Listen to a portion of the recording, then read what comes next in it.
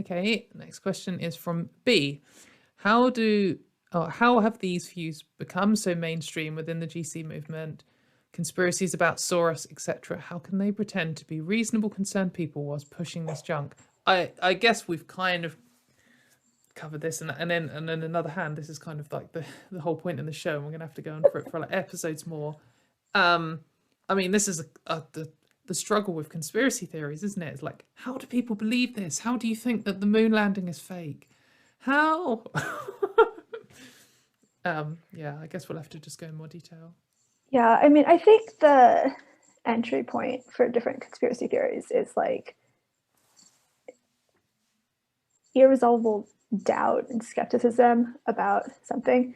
I think with a lot of normal conspiracy theories, it's doubt about like official explanations of some kind, right? And normally it's like the official explanation is official in that it's like the one promoted by the government or stuff. This is different in that like the seeding doubt is like with the official explanation about trans people and like trans people's identities stuff. And so I think it's kind of carried by this like skepticism that trans people's identities like make sense.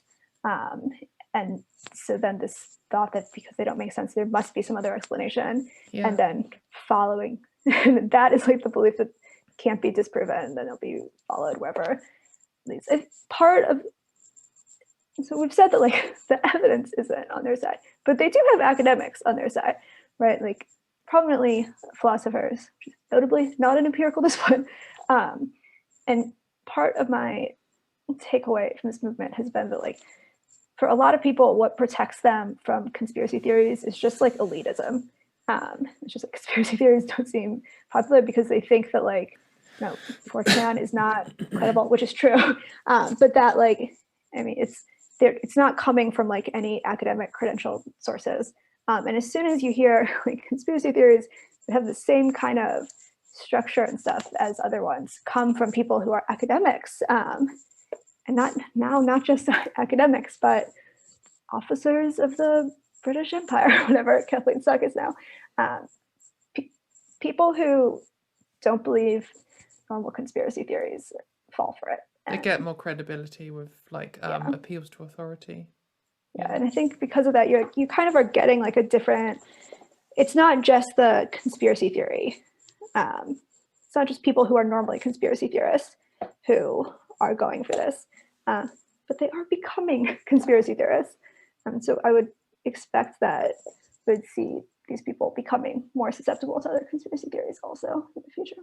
Yeah, like this is definitely a route into like a web of like one of the things I think is important to point out is I've watched people go from generally being accepting of gay marriage to being opposed to it via going in through gender critical, because you learn these ways of justifying things. Like you learn this kind of oh well, we can't know what your gender is, like what, you're just going to tell us and then suddenly get special rights, and you can just apply that to sexuality. And when you've built this like excuse in your mind, it's understanding of why you're opposing something, and it just applies to someone else, then when you meet someone who applies it to something else, it makes sense to you.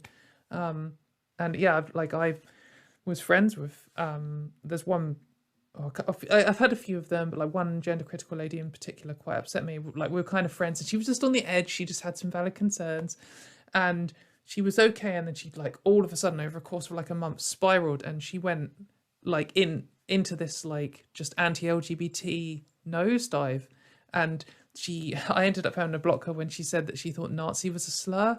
And I was just like, I can't deal with this. But like, you know, I can deal with it when it's random, but when it's someone who I had months of rapport with, it was a bit demoralizing.